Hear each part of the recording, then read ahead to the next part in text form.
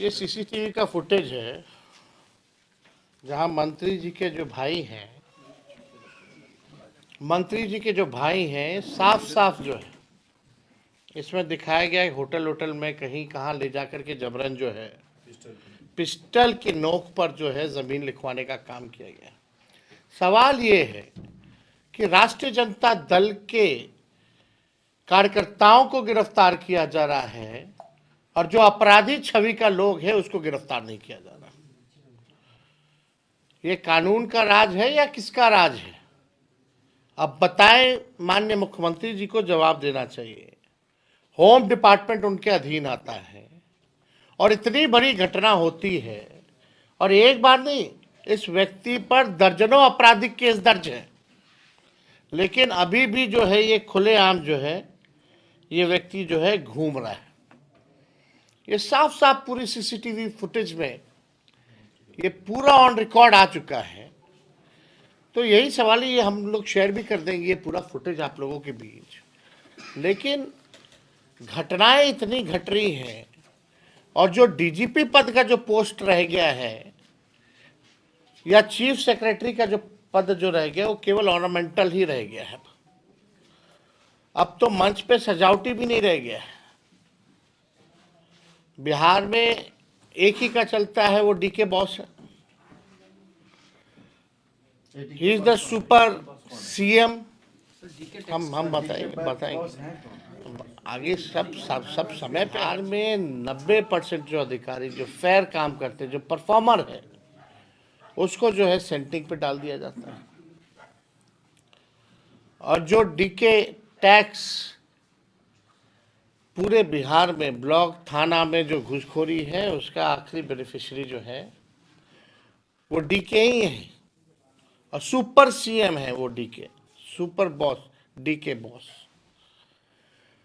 बिहार में जिस प्रकार से अपराध और भ्रष्टाचार बढ़ा है,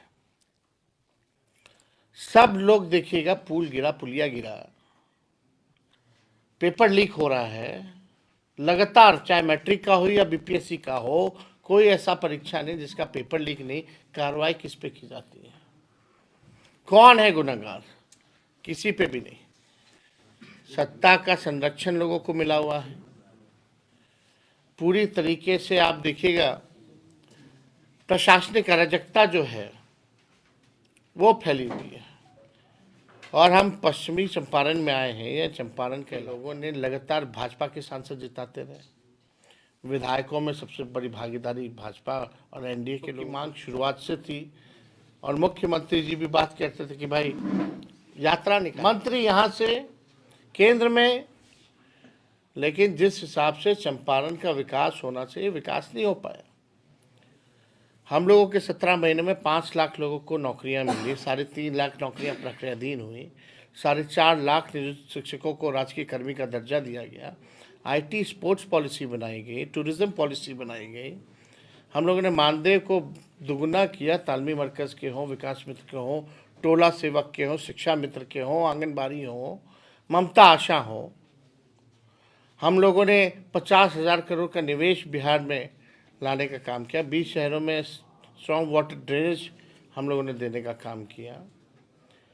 खिलाड़ियों को नौकरी, हम लोगों ने 73 खिलाड़ियों को जो बिहार के लिए मेडल लाए, देश के लिए मेडल लाए, मेडल लाओ नौकरी पाओ जैसी योजना के तहत जो पढ़ा लिखा उसको भी शिक्षक बनाया और जो खिलाड़ी उनको भी हम लोगों ने डीएसपी रैंक तक का हम लोगों ने नौकरी हम लोगों ने देने का काम किया।